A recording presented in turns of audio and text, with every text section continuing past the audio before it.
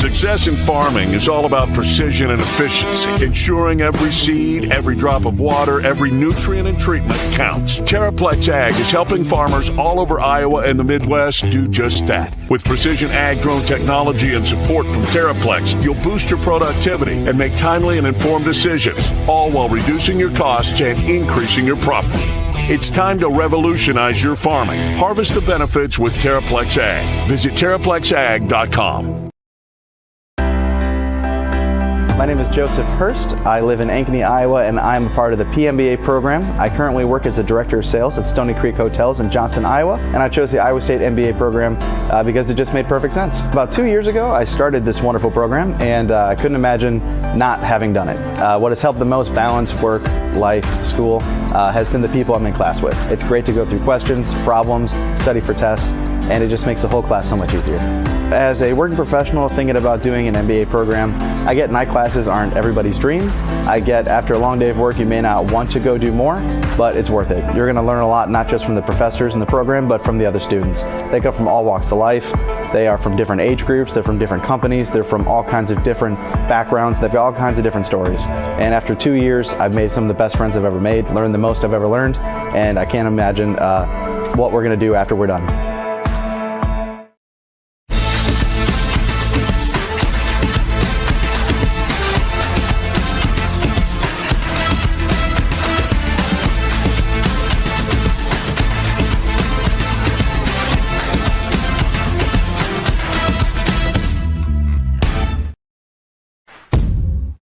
Chris Williams, Brent Blum, from the Wild Rose Casino Studio. It's Williams and Blum, presented by Mechdyne, on the Cyclone Fanatic Podcast Network.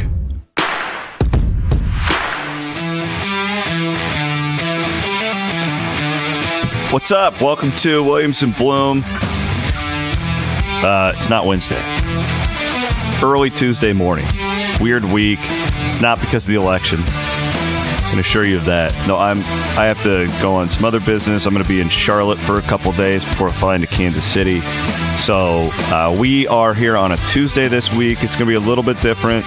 We're going to do a lot of basketball reaction to the season openers for the men and women that were on Monday. We will do our entire Wiffles Hybrids Big 12 segment, preview the college football weekend as well. Just a lot going on. We are in the Wild Rose Casino Studios. We are presented, as always, by our friends at Mechdyne, the Mechdyne Corporation. That is spelled MECHDYNE.com. Also want to pub the Kicking It show this week. Cool show, Blum. They had the founder and the director of the Aer Lingus College Football Classic on. Nice. Yeah. You're going, right? You're going. I'm planning on it, but I don't know. I'm getting it's a long way over there. The timing sucks. It's not ideal. With kids, it sucks. Are you going? I feel, yes. I will find my way over. I've never been to Europe. So I gotta go. We'll see. I'm to be determined. I probably will go. But buddy, you, me, and a Guinness, though? Come on. Yeah, I know. Like, there's all that. I know I'm gonna have like serious FOMO if I don't go. Yes, but it's like, man, is there any kindergarten teachers or like first graders or let's just say this, elementary school teachers that can just go over there for a little bit? We can just all hang out together because there's other parents in the same boat. That's the problem. Our kids are in the same class and they're both starting kindergarten like the day after the game or 2 days after it. It's just like, God. Anyways, we'll figure all that out. I'm excited for the conversation, though. My goal, though, is to go. I want to golf there and I want to have a Guinness. And then I want to beat K-State. Those are my three goals. Go ahead and golf. I'll just sit in the clubhouse and drink Guinness. Perfect. I'll like walk around and look at the mountains, or do they have mountains or like whatever they got going on? The rolling hills. I have no ambition to golf. I would just love to walk around Dublin and pub hop. That sounds like actually a great time. Yeah, I don't. Why would I pay all that money to go over there just to want to break clubs? You know, because it's the experience. See, people Yeah, need but to you shift. can do that in the pubs. Like, that's the experience. You talk to all the bartenders. Yeah, but you you know, you can't talk to all the locals. soak in the shrubbery and stuff of golf Go to courses. Coldwater. They got shrubs. You want shrubs? Go out to my brother-in-law's farm. There's shrubs everywhere. There are lots of shrubs in southern Iowa. Oh, that's You awesome. golfers. Cyclones2Ireland.com. Cyclones, the number 2, Ireland.com. Thanks, Hayden. Again, we're presented by Mechdyne. We are in the Wild Rose Casino Studios. Get your will on a day done with hopewoodjd.com. You're all going to need it this weekend, baby. Every game is a must-win if Iowa State wants to play for a Big 12 championship. And that is the goal, to play for a Big 12 championship. Still on the table. It's still on the table. It is a 2:30 kick Saturday at Arrowhead Stadium. Aiden, can you get a look into the forecast? I think we got rain again. Meteorologist Aiden Wyatt. So that's coming up. I want to react to basketball to start because it's just fresh. I was in Hilton last night. I know you were in Hilton last night. You were at the women's game too, right? Yes. Where the women jumped out to a 29-0 lead. And as John Walter said, they hung on from there. I could see Walter saying those exact words. That's great. No, good day. Opening day in Hilton. Again, what do? We treat these like we get to watch a scrimmage. That's the whole point. We get to watch rotations. The men's game was quickly started off with Milan Momcilovic not starting, which was a surprise to many. If you recall the preseason podcast I did with TJ Otzelberger here on Cyclone Fanatic, you know, he said that there's going to be a bunch of different starting lineups this year. Right. And we saw that last night. I don't think a lot of people were expecting Jefferson and Jackson both in the starting lineup with old 22 coming off the bench. What did you make? Did you make anything of that, I guess? Yeah, I mean, there's definitely something there. This is a good situation here in that you got 10 guys, 11 guys really that can play. And so somebody's going to have to be coming off the bench. Curtis has been so good and kind of fits in better with Jefferson and Jackson than a Milan would. And so Milan would be the energy guy that can replace one of those guys. I mean, it makes sense. As Iowa State fans, we have to get readjusted to the Cyclones have not had a post guy like this, both Jefferson and Jackson, C-Dub since Royce. Like, you got to go back to Royce. And that big guy just throw the ball to, and even he wasn't really a classic post guy. I was talking to my friend Joel during the game last night, and I was like, you almost got to go back to Jared Holman, where you just throw the ball into a guy that's just bigger than everybody else and have him go make a play. It's just different. And so the pieces fit a little bit together better if you have Jefferson and Jackson on the floor with Curtis instead of Momcilovic. That said, all those guys are going to play equal minutes. This doesn't mean like Milan's been relegated to a different. He will still play starter minutes. It's just going to be in different combinations. Because he can play more of a 4 now too. And they struggled last year when he had to play the 4 against certain teams down the stretch in the Big 12. That was where the defense did tend to struggle. And they just have so much more lineup flexibility. So much when you watch those two dudes. I mean, you've been around the team. I have not. I mean, I've seen Deshaun Jackson. I saw him at a couple of events this summer, and he was wearing like street clothes a little bit. When he's out there, that is a massive human being. I was in awe of him. It reminded me of the first time I stood next to Kelechi Osemele, where I was just like, holy shit, you're a different sized guy. Like I told you this summer, I was like, that might have been the largest human being I've ever stood next to in a long time. Yeah. He just takes up space, but he can move.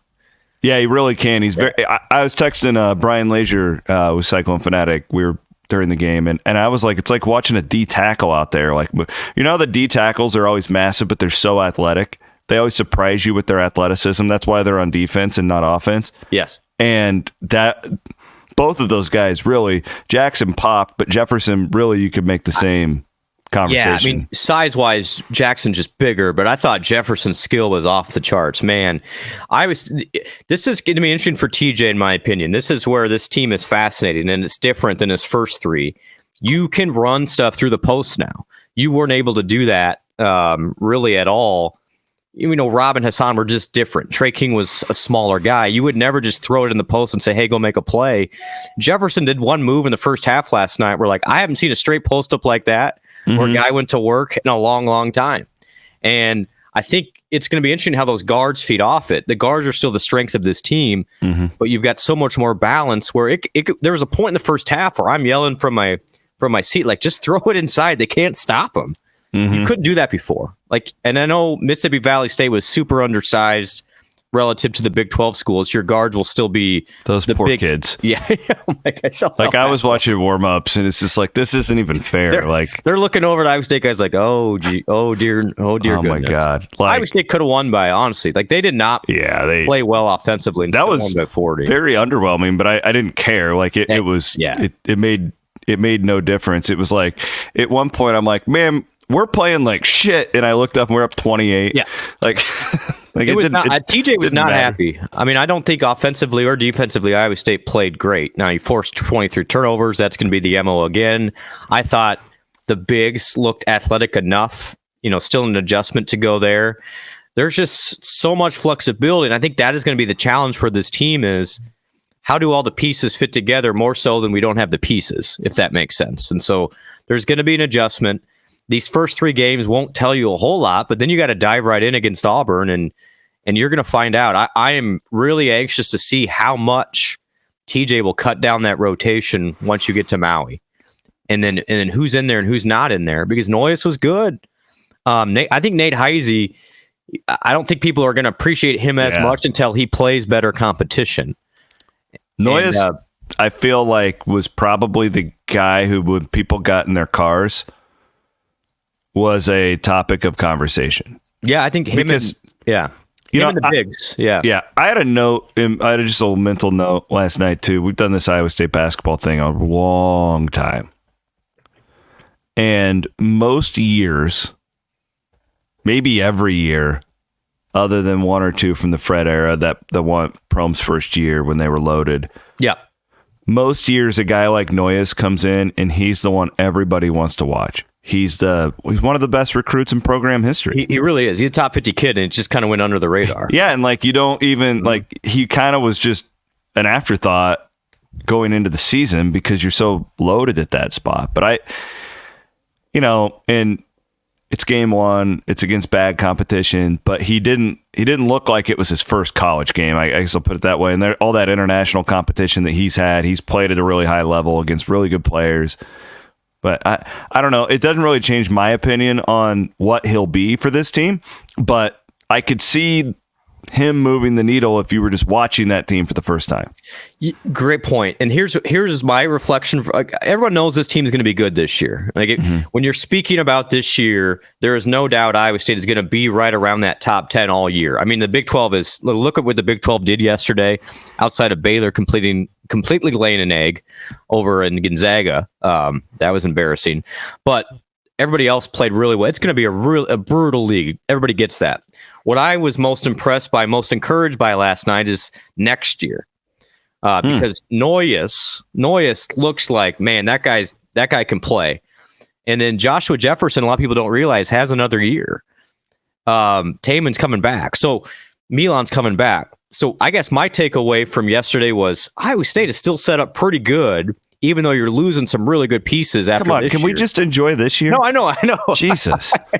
Just kidding. Big brain stuff. No, I think the same way. But I think Noyes belongs, and I mean, athletically, he's better than people give him credit for. So I just think that Iowa State is so versatile that the challenge for TJ is going to be, how do you rein in everybody? Well, and then a guy like Demarion Watson's like your 10th guy, and it's just like, God, like, they are loaded. Yeah. Yep. And Caden's gotten better. Like, Fish he's a nice piece for a lot of teams. It's just it's gonna be tough for him. We're gonna get this a little bit, so I'm gonna address it right now. Like, JT Rock is just not gonna play a lot unless somebody gets hurt. Well, people forget just because he was here last year, he was supposed to be a senior in high school last year. This is his true freshman year. Yeah. Like you just got to look in it, and he's big. Like it's hard for big guys to see the floor early in their career. It is not an indictment on the prospect that JT Rock is. Look at frickin' Deshaun Jackson and Jefferson. Those are grown ass dudes. And Chatfield. Yeah. We haven't even talked about Chat. He couldn't make a layup. He's got like the farm strength. Like he's just moving people around. He looked like Homan out there. He did. Like a big version of Homan, like taller Homan. He couldn't make a layup last night. I felt bad for him because he was definitely. He's a dunk it, but yeah, freaking dunk it on those guys, Chat. Yeah, he might be my favorite player on the team. He just moves people when he's in there. Oh, he's a bulldozer. He is. No, I don't know. Like again, like you've been around these guys. It was shocking to me to see how big all three of those dudes were, and it stood out too because that's a big difference between Hassan Ward and those guys. Like just pure size. Like Hassan was turning into a really nice player. Wish we had him this year. But like those dudes. I mean, I don't give a shit. Bring Joel Embiid on. Like, good luck moving those guys is my point. There's just mass, and that's what I'm excited about. That was the one criticism you can make on TJ the first 3 years. It wasn't a great rebounding team. I think this team could be a great rebounding team, just pure mass and stuff. And the guards are already good rebounders. Like Curtis Jones is an elite rebounder. He doesn't. Same with Taman. I mean, and then Keyshawn. There are times in that second half where it's like that guy could not be guarded, and that's what you've seen a lot of in practice. So that's the thing is like, how do you find roles for all these guys? I think that is going to be interesting. And can we make you have all these connections, you have all these sources within the program. Can you please tell Keyshawn and Taman to quit hitting the deck every freaking time they go to the basket? Jesus, Taman. Like you just got done with surgery. Like it's Mississippi Valley State. Knock it off. And then that one, Doug Sermon just completely blew a call. Oh, Taman got like tackled, and then I thought Keyshawn was going to shank the dude. I think he wanted to. I mean, he was That's why I love Keyshawn. Keyshawn's great. That's exactly who Keyshawn is. That's why real teammate. Talk. It's why TJ loves him too. Yeah, because he's like stand up for anybody. He's company man. Like he is. TJ, if you get TJ behind the scenes today, like he's glad Keyshawn got a T there. I think. I personally think he hasn't told me this, but just talking with him about every one of his teams over the years, I think Keyshawn's one of TJ's favorite players he's ever coached. You are correct. Would be my guess. I know that for a fact, actually. Yeah. And he's a quiet kid, but man, that guy it's like his ride or die. Man. Yeah, that guy will he will do anything you ask him to do. I think of the world of that guy for a variety of reasons. But yeah, so Sermons, you got to make that call now. This is the part where nobody saw. Coming out of that timeout, Sermons goes up to Taman, and I'm a good lip reader. Goes, "Hey pal, sorry I missed that one. That's my fault." Well, so thanks, Doug. But I was like, "Well, Doug, almost a catastrophic injury to the All-American, but hey, I'm glad you could apologize." Speaking of that, shout out to the CEO. Pops his shoulder out of place, pops it back in on the court, and then does the handshake line. The CEO. If you remember that piece I did on him about 2 years ago, I don't long form write very often unless I get really inspired, and the CEO's story inspired. Do you remember that piece I did? It was like a year and a half ago. All timer, yeah, it's great. And he was telling me about that David Goggins guy, those books he reads about like how long can you hold your breath underwater without dying? All this just crazy stuff that the CEO does. He's like. Him and Ashley Jones are the only two that I know that'd be like, yeah, I'll pop it back in and finish the game. The guy is incredible. Like, honestly, he doesn't play, but they're going to miss him probably more than about anybody next year. You know what? Real story. High-level D1 basketball coach texts me leading up to the tournament last year. Asks me, how can I would give up 2 scholarships to have a guy like that on my roster. Swear to God. You unless you're around them every day, you do not understand the value of that. Like I am. He's like a team coach? CEO. He's a coach. He's a coach, but he's a player at the same time. He's a player coach. And not only he's like an actual like motivator. He's a motivator. He's like having a motivational speaker on hand at all times. And then So like Jackie Moon. Jackie Moon. Yeah, he's Your Jackie power Moon. forward. Your owner. Well anytime I need something from the players, you know what I do? I don't even text the CEO. I just text CEO. I'm like, hey, he's like, I got you, Blum. He's the best. Good Heal stuff. up, Conrad. Heal up. Hopefully you're okay. Yeah. I mean, I think he is. TJ said after the game that It's happened before. it's been happening, and he just pops back in and keeps playing. So having had that happen a lot in my life, like that sucks. Like to just do it on your own, like the freaking balls that guy has to just pop it. I can't even talk about it without getting sick. So, I mean, your expectations for the season didn't change based on last night, right? Like it's Actually, I think that mine are probably stronger just after seeing the bigs. It's not honestly like I know I'm being a homer, but I know what they have in the guards. I have full expectation. I think this sounds worse than it is. I think Taman's even. Right, like I don't think that. I think he is what he is. I think he's going to be really good. He's going to be top 10 for the Wooden. Like he does so many good things that it just you know what I mean. Like quantify, last year, he took his big step shooting. Yep. I can't see like another huge step. I'll just go name my name on the roster. I think Curtis Jones. We see a more consistent Curtis Jones this year. Elite defender, elite rebounder. Just a more mature player because he's been through it. I think Keyshawn's the same way. Yep. Quarter of last year, Keyshawn frankly wasn't very good, and then he learned. So you're going to see that this year. I think that Jefferson and Jackson will keep getting better as the year goes on, as they continue to play. I think Momcilovic takes a huge step this year. I think his 3-point percentage goes up 5, 6, 7%. The thing, Andrewsitis is a huge step up when you have a guard coming off the bench like that. Heisey, we know about his versatility. Yeah, the thing that Heisey and Noyes are an upgrade over the backup guards last year. Absolutely. Yeah. They're an upgrade. But the thing that you can't put into context yet that we'll be able to see in a few weeks is just the matchup differences with the bigs. Yep. And I loved Robert Jones, and I don't know if I've ever seen a player improve as much as he did from the day he got on campus to where he ended up.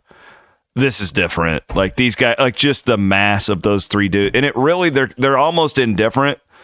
Like they're all three, very, very similar in the sense of like what they do. Chat's probably a little less skilled, but I don't know. It's just the mass. They haven't had that, dude. Yep. They like when freaking Baylor and Kansas come to town and like Zona's going to have bigs. Like you haven't had that. It's always kind of been hold your breath to see if we can outlast these guys and hit enough threes. Well, you're going to get a lot of easy twos with those dudes. So and that's the adjustment as a fan is like, obviously it's going to play different potentially because you can. I thought that was my biggest takeaway to that, just watching them. And I've been to a couple practices is this team looks like a high end Baylor, Kansas, Connecticut team. With its length, more so than the Iowa State teams, even during the Hoiberg era, where you just really had to, you had to shoot it way better than them. This team looks like a Final Four team if they walk off the bus. I texted my family. We have a Williams family group chat that is especially lively during basketball season. Looks like a Purdue team. Looks like a Purdue team. Is what I told them, I go, this team could lose more games than it did last year, but still win the national championship. That was the way I kind of walked away from it. No expectations. No, I'm serious. When you have guards like that, and now you have the mass around them, like they could. You've got all the ingredients now. You could also lose in the first round. Like that's college basketball. Yep. But that is with the difference of this team as compared to TJ's first three is. You got more. The size alone can be massive. I think this team will have a lot more technical fouls than we've seen in the past. Honestly, like I thought there was at one point in the second half, I'm like, we're about to mix it up here between. I thought two. Chat was going to kill a dude. Like I freaking love him, man. I love the farm boy. Like Homan's my all-time favorite player behind Emily Ryan. Like I'm serious. Like. I love that guy. I need to do a chat like pod Can you line that up for me? We'll give him like $100.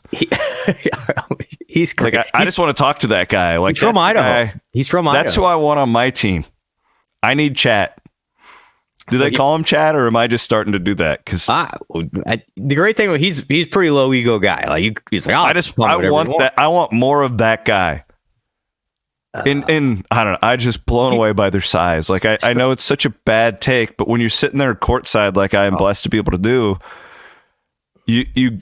That's why I do it. You can't see the game very well from where I sit because the cheerleaders are like standing up in front of me. I'm not complaining. No, you can't like. But that's why I watch the game on TV afterwards, because you get to see the plays more and all that stuff. But you don't get the physicality when you're sitting up in the rafters. And that's a lot of mass, dude. And they're old mass at that. Like these guys are big dudes. Brilliant job of recruiting by Nate Schmidt and Kyle Green and J.R. Blount and TJ. Because the roster, again, we don't know what happens. Yep. And they beat maybe the worst team in the country last night. Okay, could be. The roster, when you look at it, is brilliantly put together. Yep, it and worked. You, bag man. Oh yeah. Well, thank yourselves, everybody. You got that Ames Lager behind you. Yeah. Well, no, fans. You guys, honestly, like without the fans and the contributions to We Will, this team does not look like it does. So thank you, everybody. Real quick on Chatfield. To our friends at the Ivy College of Business, he's getting his master's in finance at the Ivy College of Business. Right? Fantastic. Yep. Well, I love that. That's a nice little. So he's a smart big dude. That's fantastic. Maybe let him do my taxes someday. Yeah. That would be an accountant, not necessarily a finance guy. Whatever. Yeah. He's smart enough. He can do them. I love that dude. I need more. Yeah. And hopefully next week he makes a layup. Is he the type that'll like punch a dude like Homan was? Because it reminded me of watching Homan. Like I don't think he's got. Is he mean?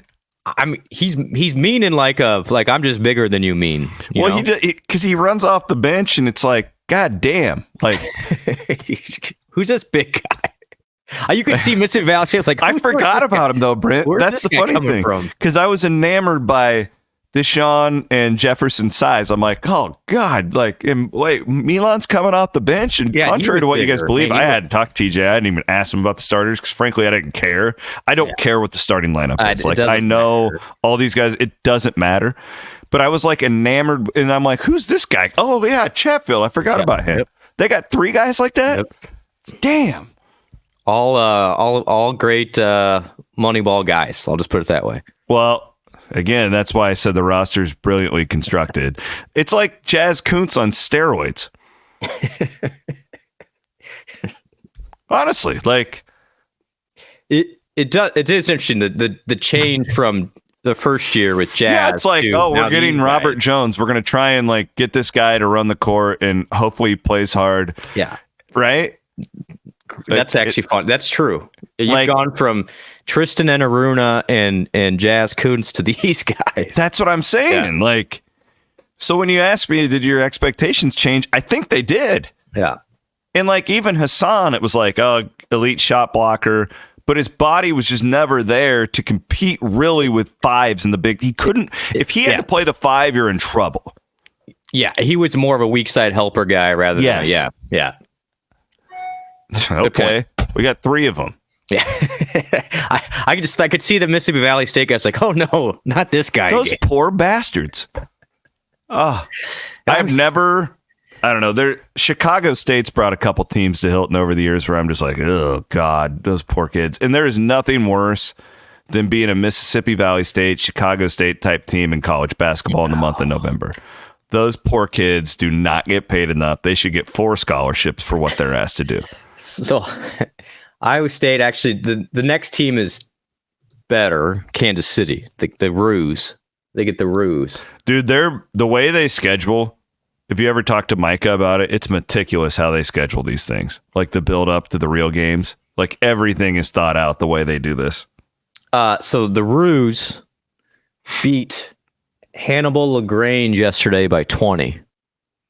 Which I'm sure was a fascinating. Hannibal LaGrange, yeah. And then get Kansas Christian on Friday before they come to Ames. So I don't think we're going to get a whole lot from the Roos. I just thought about this. What if we got Deshaun Jackson on testosterone supplements, injections at Game Day Men's Health? Okay. Could you imagine? All right, chat. Deshaun, here's your tea. And I guess he doesn't need it. Holy shit. I'm going to Game Day Men's Health right when we're done. I'm going to go get my testosterone injection. Been doing it. Down about 30 pounds now. Since I started going to Game Day Men's Health. You're gonna fit right in down there in the racing this week. Oh, I am. Thank you for pointing that out. Yeah. If do you think what are the chances any of our listeners are going to be at the World of Outlaws World Finals in Charlotte this weekend? I bet you get one. If you are, look me up, because I'll be on stage speaking to race teams, speaking to fans about branding and marketing for the race teams. And then Giovanni Selzi, one of the World of Outlaw drivers, and I do a side podcast that we do together, and we're going to talk to fans. It'll be a lot of fun. They're really kind of a dream come true to get brought down there like this for me. You know, I'm happy for you, my friend. But I am. They asked me to be there for 4 days. I am leaving on Friday morning to get to Kansas City. The Cyclones are still the priority, but I'm blessed to have some flexibility in my work where I can just do my shows and stuff from Charlotte remotely. It's like you can do anything as long as you have internet now, which is the cool thing about what we do. So yeah, I'll be going. That's why we're recording on Tuesday this week, and then we also have big We Will tailgate on Saturday. Do you still have tickets available? We only got just a handful left. So Thank you, everybody. Yeah, we got a couple left. So that'll be a nice little fundraiser then, right? Like making some money on that. It's going to be very helpful. So appreciate everybody who stepped up in the last week to get those. We're pretty much out. So again, I don't want to advertise it too much. But yeah, well, that's good to know. And most people got their own thing figured. If you haven't figured it out by now, but yeah, that is coming up on Saturday. It'll be a little bit like a bowl game. Yeah, on Saturday. Tickets. I'm sorry, guys. Tickets are still not. They're still not moving that much. I don't understand what's going on with the tickets. I'm waiting till game day. Well, because if you go to Ticketmaster.com and you can log into like the seating stuff, like you see all the tickets, there's literally tens of thousands of tickets available. Are they just going to take the bath and just keep them at the same price? It's still a game of chicken. I'm still waiting, C-Dub. I'm holding the line. Somebody told me if you go to Kansas's website, they're for sale. Have you tried that? I think it's the same site. Oh, okay. So look at, okay, they're down to $70, but Aiden, click on a section for me, would you? And you can see all these tickets remaining, and it's go drill down. We're drilling down. We're clicking on it. There we go. Come on now. This is yeah. Look at all those seats.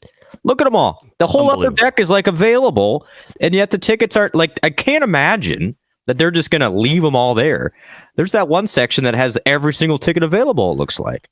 I could almost understand it if Kansas was good. Like if they were having a really good year and they're just trying to keep Iowa State fans out. But they're not. They're 2-6. Yeah. Which is also terrifying, Brent, as we move on to this game. Oh, yeah. That, this kind of hit me yesterday. I was starting to do my prep, and that Iowa State's 7-1. Kansas is 2-6, and Iowa State's only a field goal favorite. That's a bad sign. Honestly, if we're being objective here, and this is any other game in the country going on, and we saw this, we would bet on Kansas. Oh, yes, from a pure setup standpoint. Yes. But then you look at Kansas's games, and I was talking to a guy last night. He's like, "Is Kansas the best 2-6 program in the country?" I was like, hard time finding another one. Look at who they've played, C-Dub, and how close they've been and what happened in their games. Illinois lost it late. UNLV had them beat, lost it late. West Virginia up double digits on the road, lost the game. TCU tied in the fourth quarter, lost by 10. Arizona State up by 3, lost by 4 in the fourth quarter. They blow out Houston by 4 touchdowns. That looks better by the day, right? And then K-State, they had them beat too. A little bit like Iowa State 2 years ago. That's exactly what it is. Yeah. It's and their raw numbers are really good. that the reason why it's only 3 points is their power rating is still pretty decent because they're doing a lot of good things. They're just not winning, which obviously is the goal. So you can't look at this team like, hey, it's 2-6, like it's Purdue walking into town here. They do some good. They have just been impossibly bad at closing games out. Impossibly bad. And you wonder, we're big on regressing to the mean. Mm-hmm. Does it bounce their way at some point? And I think that's why this game's a 3-point spread. And as Iowa State has proven the last couple of weeks, you leave it to chance and something poor could happen, or it could go well. And I just don't think we thought before the year this game would be about a pick'em. Mm-hmm. And it turns out, despite the record differences, it's about the same teams. You know, again, I don't want to oversimplify things here, but you just look at what Kansas does and you look what Iowa State does, and I think this is a 4-quarter game. Now, if Kansas turns it over a bunch like they have at bad times this year, then maybe it gets away. But this is still a solid team, and Lance is a good coach, and they're going to have a plan. And you know, Campbell and Mauser have to be ready for the same type of thing that UCF and Texas Tech did to them, and that's bring a bunch of pressure. I'm more concerned about Iowa State's defense, I think, which sounds crazy. Doesn't that sound crazy? I mean, after what we've seen, like they're the best defense in the Big 12 statistically, like all this stuff. But I respect Leipold a lot. I respect Daniels and his legs. This is a tough matchup. This ain't a great matchup for the Iowa State defense. No, it's not. And look at last year. Kansas wins in Ames, 28-21, and averaged 6 yards a play, which is pretty good against Iowa State. And you know, they didn't run it great, which is actually a good sign. So that makes me feel better because if I'm looking at Kansas, right, like I've got one of the best rushing teams in the country. My rush defense isn't that good if I'm Kansas.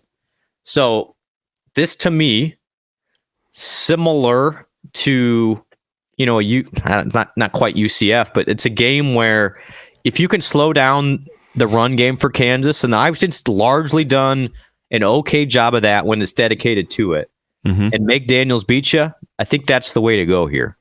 I think that's the way to go. I mean, but Kansas's receivers are pretty good, so I think this secondary gets tested as well. I have big respect for this Kansas offense, and then defensively, they're going to be aggressive and take a bunch of chances, and hopefully Iowa State can make them pay for it. Yeah, I agree with all that. It's only Tuesday morning, so I haven't done enough Kansas prep to have like a solid feel. I'm just being honest with you guys, but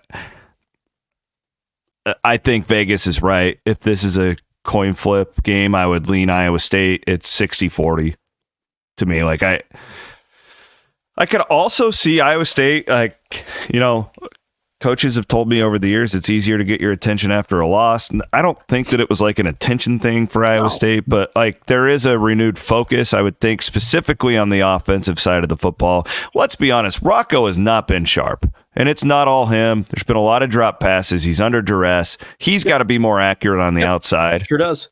Was breaking down his PFF stats the other day. Really good over the middle.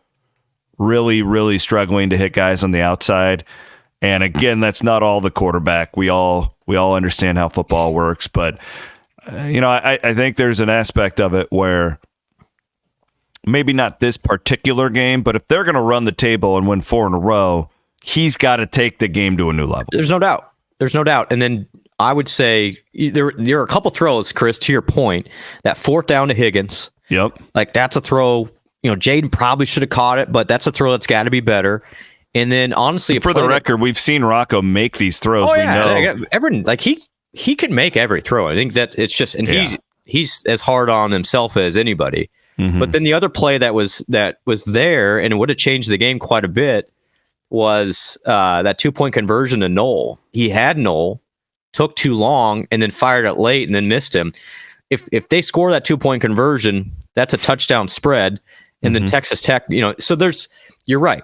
He needs to be sharper. Iowa State, I think, needs to utilize more of the field, utilize more of the receivers in general, maybe use some running backs out of there. I think the rotation at running back will be interesting to watch on Saturday. I watched the game back. I think that I get Jackson out of the rotation.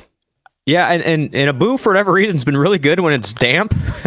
I think that, honestly, like, we have seen this pattern with really good running backs at Iowa State. Do you remember Breece Hall to start his sophomore year? Wasn't very good. Like, I don't know what it was. That's a good David point. Montgomery took him. I don't know what it is. I don't know if it's the offense. I don't know if it's the way they coach him. I have no idea. I think Abu will be their leading rusher the rest of the season because something clearly, and again, I don't have any insight. I don't ask these guys about injuries because I know they're just going to lie to me about it, okay? Or they're not going to tell me. It's fine. I'm not bitter about it. I get it. Someday there's going to be an injury report and they're going to have to tell me. That's how I look at it. But I'm not bothering them. There's no way, rotation-wise, that Hansen is 100%. No. There's no way they would just pull him like with the averages that he was. So what I'm saying, I think Abu Sama leads them in rushing the last 4 games would be my projection. So I'm looking at the forecast now, 60 degrees and 50% chance of rain right now in Kansas City. That's better than it was. Better than it was. Do we want rain? Does it matter? I don't think it matters. I don't. I mean, I don't. Hey, as a fan, no, I definitely don't rain. But from a competitive standpoint, no. I think C-Dub, and this is where Optimist hat. Yes. Playing the 3 running backs for the entire season, Abu's pretty fresh, right? No doubt. Absolutely. Great point. Like this is why you do this. And it's also why we've kept telling people don't like shit on him if he has a bag. Like, you're going to need him at some point. Like, this guy's not just bad all of a sudden. This could be like, I'm with you. I think this is why you play multiple running backs is you get to November and Abu's he looked good in the second half. That is I think they need to cut down the rotation to the 2 because Abu and Hansen are different enough where it actually makes an impact too. Yeah, or if you're gonna get Jalen in there, like let's get him more on the edge. I don't know. Hey, listen, I'm not giving up on him. I think they're playing too many guys. Like it's just we keep talking about rhythm with this offense. Yeah. It doesn't feel like there's any rhythm. That might be part of it. Well, and then the one thing that has happened and kind of gets unnoticed ever since Dylan Barrett went out, the offense just hasn't been as good. He had that guard spot and he was really moving people at one point, and it's kind of been a rotation there between Neal and Bohr, and it hasn't been the same. Maybe Barrett is more valuable on the inside. You talked about it on Sunday, C-Dub. Those 3 guards, or the 3 interior guys haven't been great, and Barrett missing there has been a key reason why. And I think he's getting closer. Shout out to our friends at Gravitate Co-working. Check them out at gravitatecoworking.com. Longtime sponsor of the Williams and Blum podcast here on the Cyclone Fanatic Podcast Network. Also, my main man, Jeff Kelderman of Kelderman Manufacturing, Mark Steck, the entire crew down there in Oskaloosa. I'm going to have a couple cold beers with them down in Kansas City. Looking forward to that. Kelderman's wanting to have a UCLA watch party Friday night. Big Bruins It's going to be fun Friday night. Sage Rosenfeld's going to be there. No way. Where are you staying at? Where are you staying at? I'm at the Marriott. Oh, you're at the Marriott. Oh. Yeah. I booked it a year ago. Oh. That independent journalism money must be pretty nice there. No, it's the pool. Kids need a pool money. I booked it a year ago. My room is like $210 a night. Well, I'm gonna go look right now when we're done with this. I haven't booked a hotel room yet. So. Yeah, I'm not kidding. Like, Luch actually tipped me off before this game got put on the calendar to go and get a room at the Marriott. So I did. It's like half price. Well, thanks a lot. So anyway, well, you're more plugged in than I am. I know. I blew it. I don't know. We have breaking news. We have breaking news in the chat. We do. What? Sorry. Dana Holgerson's back. Yes. I love it. What's he doing? He is an offensive consultant for Nebraska. So all the way back. Congratulations, Dana. You know what? Dana is going to be featured in my book. Yeah, you know that? Quotes from him? Yeah, on Leach. On the Leach Mummy chapter. Dana was awesome. He was a rock star with me. I told you about that, what he did, right? When we were at Media Days. It was like 2 years ago in Media Days. Sorry, I unplugged my mic there. I told his SID, I was like, hey, I want to talk to Dana, but it's not about like the team. I'm working on this book. I'm an Iowa State guy, whatever. So he tells Dana, this guy from Iowa, I told him to tell him I'm from Iowa and he's from Iowa. We're like kindred spirits. Yeah. And Dana was enthralled that I didn't want to ask him about his shitty Houston team. So he pulls me into the back and we just sat there and just shot the breeze for like 20 minutes and he was awesome. And he was telling me what it was like. Aiden, you would love this. Like, it's one of my favorite parts of the book. He's just telling me about how it was like sitting in these game plan meetings with like Mummy and Leach and how both of them thought they're the smartest person on the planet. And like, it was just like this insight that was incredible. So that's where Dana got it from. Holgerson won me over. The problem is Holgerson got away from his roots. And he tried all this other crap, and he got away from like a true air raid, and that's why he got a little bit too big for his britches, in my opinion. There is something apropos of Matt Rule having to turn to Dana Holgerson to fix himself there. I don't know. It just makes me feel funny. Yeah, God. Well, so honestly, like if that's Holgerson's a pretty good guy to have in that role, though. Like, yeah, he'll tell you what he thinks at least. By the way, have you seen? I noticed this, and I knew a little bit. Terry Allen has been right behind Campbell for like the last couple of weeks on the sideline. I haven't seen that. Yeah, good catch. So Terry Allen, former Kansas of all things, and UNI head coach, obviously Chase's dad, retired from coaching a couple years ago. He's basically been a volunteer just guy around. Loney did that for a while. Yep, Loney did it. So Loney did it for a while. Terry's just hanging out. So he was right behind Matt all day on Saturday. So there you go. Interesting with Kansas coming up. Interesting. I also heard something. There's like a former Iowa State coach on the Kansas staff now. Is that right? There's a lot of that swapping. Swapping? Let me look. Yeah. Kansas coaching. So point being, there's some insight on this where I think Iowa State's going to have to switch up its calls and stuff like that a little bit. Let's see. That happens. Oh, I didn't know. How did I miss that? DK McDonald. There you go. Corner coach. Yeah. DK McDonald's there now. That's it. How did I miss that? That's crazy. So, but that is a nugget to keep in mind because that's a guy who will know just about everything. Yeah. As far as the Iowa State offense goes. He was on the original Campbell staff for 5 years. They went to Philly. What is his title at Kansas? D-backs? Co-defensive coordinator and corners coach. Shit. That's not good. That's not good. Good find there. Good find. That's not good. Okay, let's do our Whiffles Hybrids Big 12 segment, and then we'll get out of here. Really a spicy weekend. Spicy. West Virginia, Cincinnati. Where's my Whiffles gear, by the way? You said it was coming.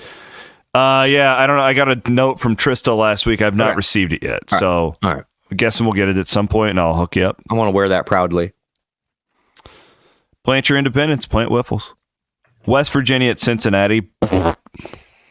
Do you have any comments you'd like to make? Just notable with Cincinnati. Cincinnati's next team. Yeah.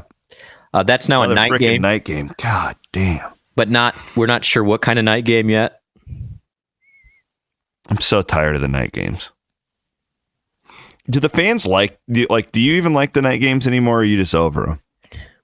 Because I know I'm being selfish and nobody gives a crap about how late I have to work. I understand that. Honestly, do fans actually like them now? I like them when the sun's out during the like. It gets too dark too soon now. Give me the 2:30. Yeah, I agree. It's a long day. 2:30 is the perfect time. The 1 was the perfect. The 1 was nice. Yeah, I like the 1. I'm fine with night games. I think it's a novelty. The question is, this is actually an interesting theoretical conversation. Iowa State wore school colors on Saturday and lost. Yeah, just go all black. Do they go all black? Do they go back to the black or the stormtroopers again? I would. Interesting theory. They need to go with the stormtroopers or the all black and then do like a colored helmet, like a red helmet. I'd like that. Just to try a different combo. Something else. Yeah. I'd like to see that. Okay, so Iowa State, Kansas. This is a good one. Colorado at Texas Tech. Yeah. The Texas Tech is a 3.5-point underdog. Colorado favored by 3.5 in that one. In how much can that Colorado pass game exploit what we know is an average Texas Tech defense? Now, it went under the radar for Iowa State fans. They got 2 of their secondary back for Iowa State. Which we weren't anticipating. That happened about game time. And they, like, the one guy played really well at corner. So they're better. I don't know, though. That could be a massive Shedeur game, and then Colorado becomes, like, overhyped again. Everybody's going to be pushing them. Yeah. Central Florida at Arizona State, Oklahoma State at TCU, and then the other one of note, the Holy War. BYU at Utah off a bye. BYU favored by 3.5. If there's a game where Utah is going to put all the chips on the table, it's this one. Whatever you got. They just fired their offensive coordinator.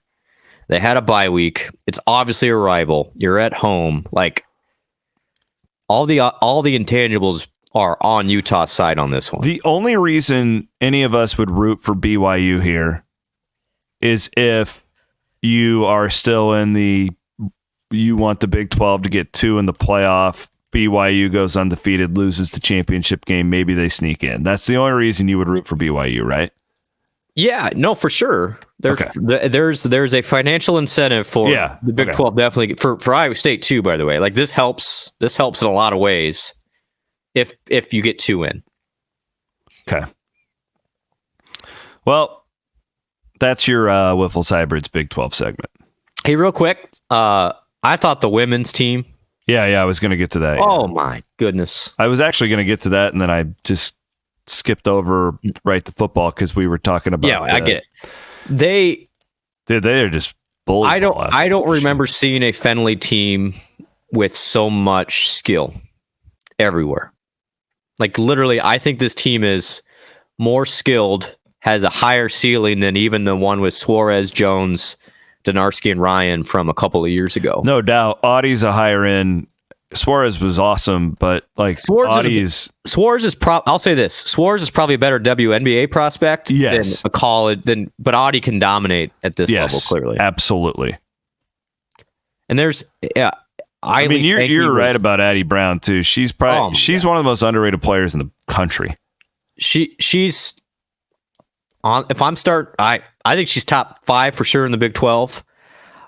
She completely dominated the game yesterday. Look at her stat line. It was in like 22 minutes. It was like 19, 8, and 7. It was just on like she completely took over the game, but did it in a very unselfish way.